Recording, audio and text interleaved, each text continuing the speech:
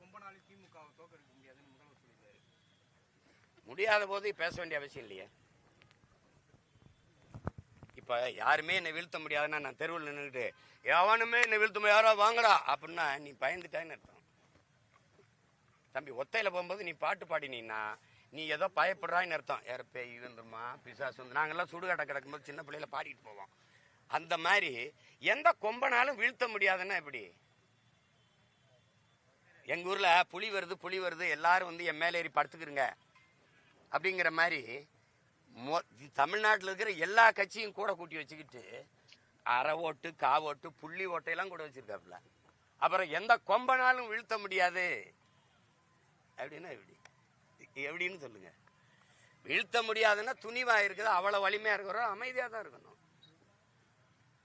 ஆழ்கடல் போல இருக்கணும், ஓரக்கடல் போல வந்து அலையா அடிச்சுக்கிட்டு சலசலன்னு சத்தம் போட்டுக்கிட்டு கூடாது.